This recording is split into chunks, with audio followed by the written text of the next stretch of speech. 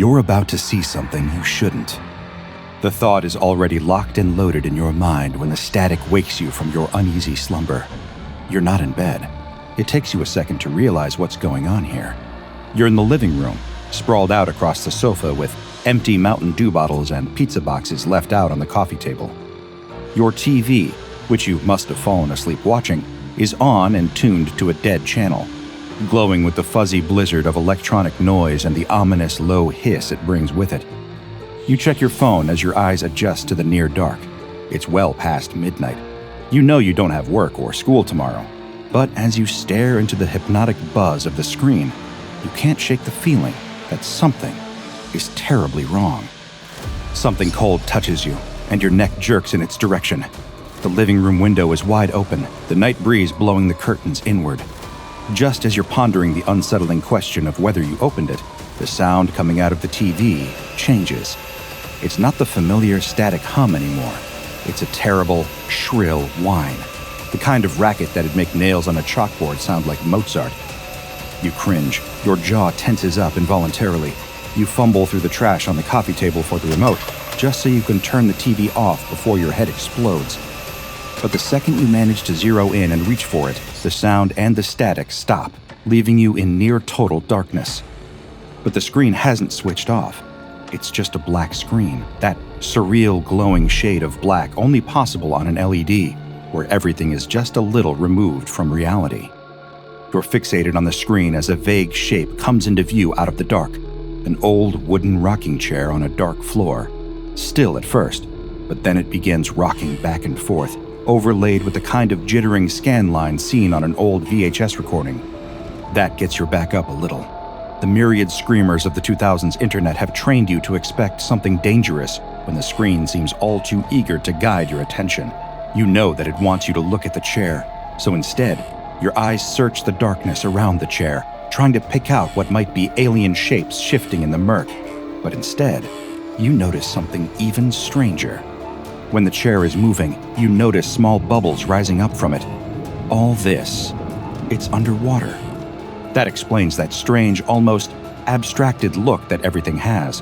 And just as you seem to be getting a handle on things, you see a shape emerging out of the dark. Not far from the rocking chair, it's slowly getting closer and closer, moving with the weightless non-logic of a nightmare. It's a vaguely human shape, but something is wrong. It's a woman, you think, unclothed but rendered modest by the gloom of the dark waters. Her tangled locks float up and around her, framing her head like a halo. Her skin seems slate gray.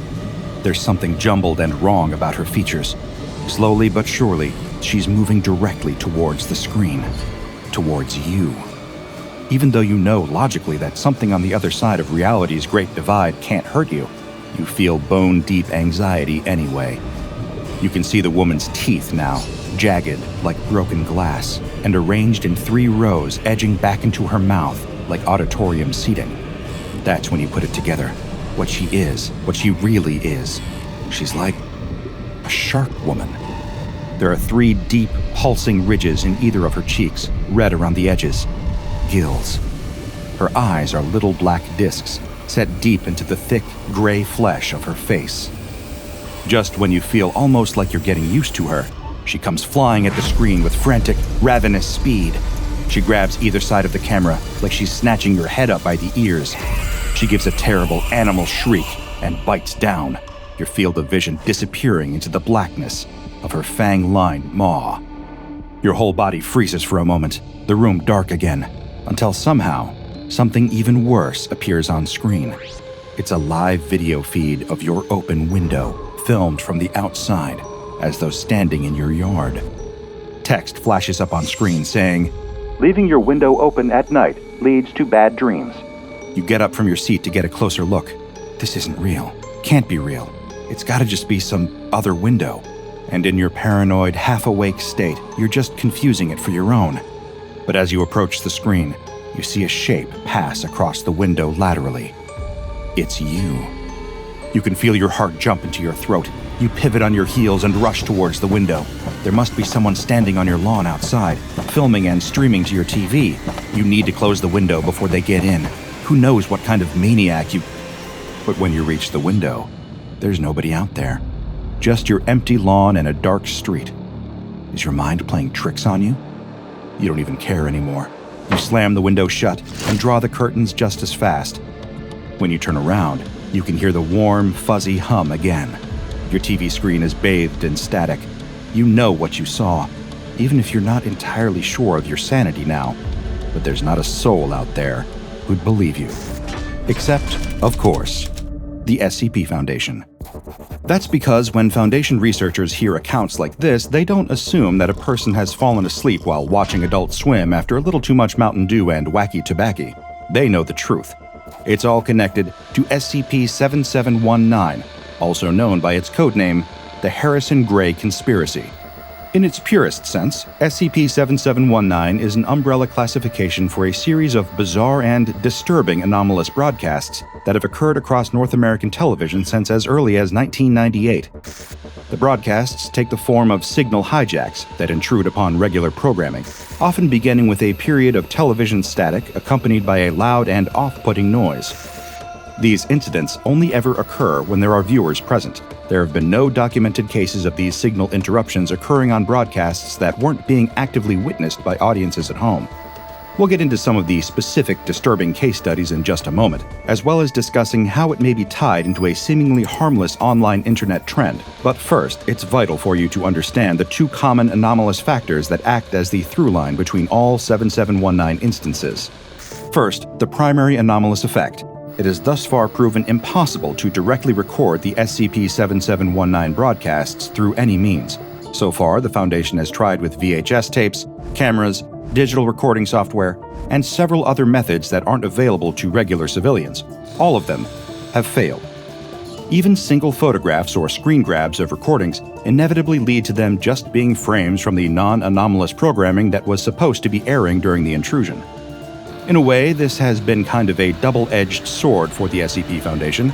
On one hand, it has been a roadblock to research that the Foundation has mainly needed to rely on second-hand reports in order to study this phenomena. Given the overall fallibility of human memory, it's led to serious holes in the credibility of Foundation data gathering on this subject. Well, until more recent events anyway. More on that later. However, the inability for civilians to create records of SCP-7719 has also been a real boon for the Foundation's containment efforts. It has prevented unauthorized distribution of this potentially sensitive material out of pure hearsay that is often heard and then just as quickly disregarded. Why would someone disregard an account of someone witnessing an SCP-7719 broadcast? Well, that's because of the strangeness of the content. Every single one of these broadcasts, though varied in setup, all feature humanoid, though crucially not human, creatures in various contexts. What exactly do I mean by that? Well, let's take a look at a few case studies. 38-year-old Michael Lean had his experience back in October of 2014, creating the plausible deniability that what he was witnessing was perhaps some esoteric Halloween prank rather than an anomalous reality. But he can still distinctly recall a frightening signal intrusion that struck during the middle of the night. In his own words, "My TV was showing a long, dark hallway. The only light was ambient, the camera struggling to pull in any light whatsoever to show the scene. At the end of the hallway, about 30 feet away, was an open doorway, completely pitch black past the threshold.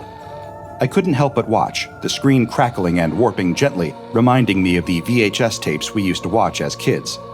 After a while, there was a soft, snuffling noise, and then something dashed across the doorway quickly, as though it didn't want to be seen. When questioned further, all he could recall was that the being he saw had antlers." 27-year-old Irene Cordova walked in on a strange SCP-7719 signal intrusion being witnessed by her young son back in 2007. Naturally, the Foundation interviewed her about her experience and discovered certain motifs consistent with prior reports. "It was a bit upsetting, actually. It was the last few seconds, but what I was seeing was what looked like a newsroom with a man in a suit nervously signing off the segment. Except it wasn't really a man. Not a human one at first. I can list it for you. Head of a golden retriever, eyes of a snake, antelope antlers. Past the neck, the fur gave way to these slimy scales? I can't tell if they're more fishy or if they're more lizardy.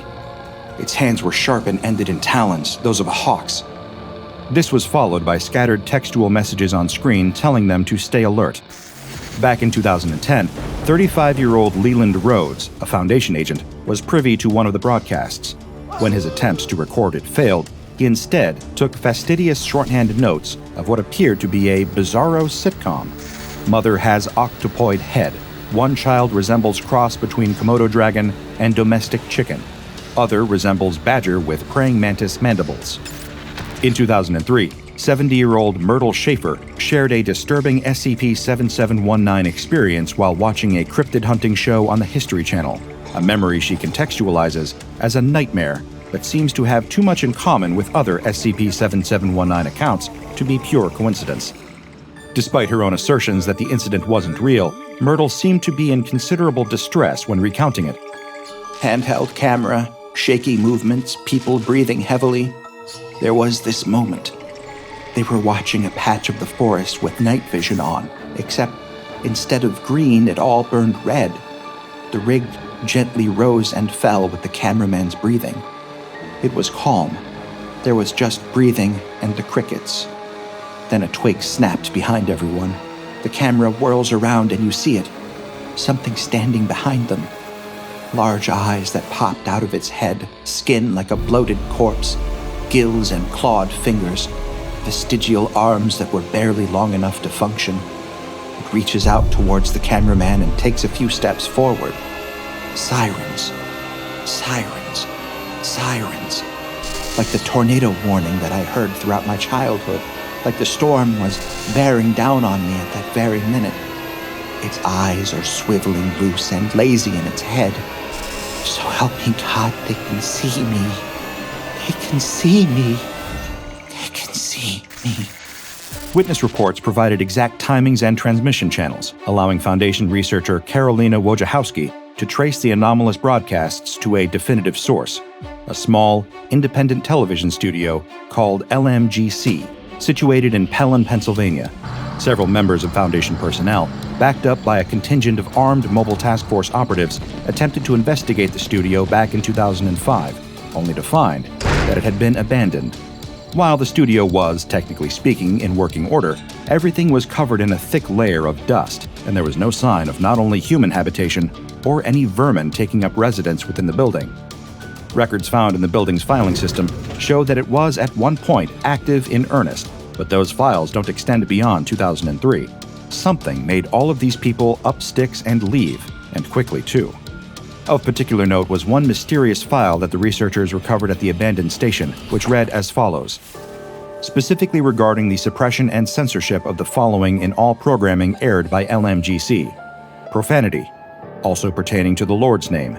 Nudity, sexual perversion, intimacy and affection between illegitimate couples. Criticism/ridicule of the clergy. Criticism/ridicule of the government and the Constitution. Imagery pertaining to Richard G. Harrison's guideline set, parenthetical, partially summarized below. Panicked tones and demeanors, unprompted emergency announcements, also pertaining to non-standard emergency alerts. Cross-signal interference, extravagant biologies. All procedures and techniques for media management are to be submitted to Mr. Hampton for finalization and production. If unclear when disclosing and distributing information to the proper channels and persons, please refer to Gray Guide Chapters 3 through 7 regarding identification tactics and undetectable discernment techniques. This note is why SCP-7719 is referred to as the Harrison-Gray Conspiracy. There are frequent references to both the Gray Guide and a man named Richard Harrison across many pieces of documentation found in the LMGC facility. The greater significance of these names is still under further investigation, but as it stands, we don't have any conclusive answers.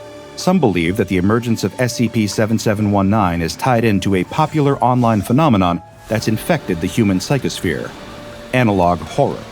If you're a fan of this channel and thus likely enjoy stories of a morbid and frightening nature, there's a good chance that you're familiar with the existence of analog horror already. However, if everything I'm discussing right now sounds just as arcane as an anomaly with level 4 clearance, don't worry, I'll briefly explain so we can all be on the same page. Analog horror is seen by many as a kind of evolution of the late 2000s and early to mid-2010s horror trends of creepypasta and alternate reality games, or ARGs. These multimedia horror experiences, spanning everything from stories to web pages to online video series, sparked the imaginations of millions of horror fans online. For many, they proved more effective than traditional horror, books, films, television, or games, because they blurred the line between fiction and reality. It was horror that you could interact with and become part of the narrative, all while maintaining a sense that what you were watching might truly be real, as anything on the internet could be. In a number of ways, analog horror is the next logical step. It reconciles the look and feel of the era of video, of terrestrial television, of local news, public access, and forgotten archives. It creates uniquely digital horror narratives that warp and twist these nostalgic aesthetics into frightening new configurations. In series like The Mandela Catalog, a biblical nightmare is unleashed upon humanity in the form of alternates, demonic doppelgangers that can drive people to dangerous and self-destructive behavior. In Gemini Home Entertainment, a series of innocuous tapes reveal an alien invasion supplanting humanity on a cosmic level, unleashing monsters that want to control and feed on us. And in the foundational short YouTube series No Through Road, a group of British teenagers are trapped on a nightmarish looping road they're unable to escape, all while a sinister masked killer stalks them. All of these ideas take the cozy, familiar aesthetics of VHS and early digital home videos and imbue them with a little twinge of unsettling darkness. Given that anomalies are often related to the ambient coronas of psychic energy that humans collectively exude, it's possible that SCP-7719 is connected to the rise in analog horror on the internet. Perhaps more and more people are seeing these cursed broadcasts, or remembering that they saw them in their youth, and unable to record any of them firsthand due to the broadcast's primary anomalous effect, they may have subconsciously sought to reproduce the emotional reality of their experience in works of analog horror. In truth, without the Foundation issuing funds for further research and an extensive interview campaign, there's no way we can really know. However, the Foundation is, thankfully, endlessly adaptable.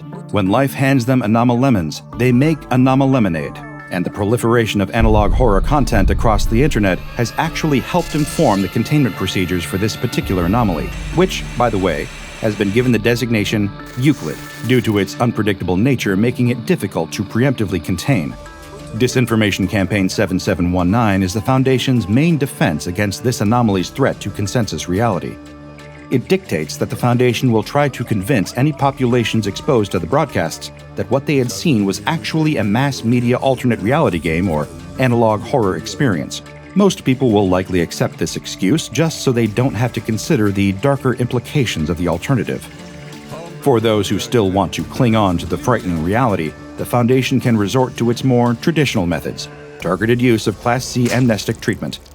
As of April 7, 2006, all data and research regarding SCP-7719 has been relegated to Site 57 for analysis. All television broadcasts originating from and received by North America are to be consistently monitored by a combination of Foundation AI constructs and appointed surveyors. These positions are tasked with analyzing online reports of SCP-7719 with AI constructs, cataloging descriptions for researcher review and verification. The overall effects of this anomaly seem to add up to being a frightening but not truly dangerous experience. But I should inform you that there's been some worrying evidence that SCP-7719 might be far more than what it's been letting on. Truth be told, I withheld this detail until now out of a genuine sense of nervousness about what it could mean going forward. This is the story of the July 2nd incident. Back in 2015, on that very date, a broadcast believed to be from the same source as SCP-7719 intercepted every screen in Site 57. It coincided with an extremely disconcerting mass failure of the on-site alert protocol, making alarms go off all over the facility. It was such a singular and disturbing event that many of the staff members on site requested to be reassigned for reasons of serious distress, though all of these requests were denied. But most concerningly of all of the intercepted screens began playing different messages. When strung together, they presented a semi-coherent but undeniably disquieting meaning. These were the messages. Please do not continue. Interference, it is pain. Don't look at us. Turn it off, turn it off. Why are you doing this? Help us. Leave us be. Please, please, please, please, please, Check out the DrBob Patreon and become a junior researcher today. Now go and watch another entry from the files of DrBob, like SCP-5362, the one with 1,000 faces.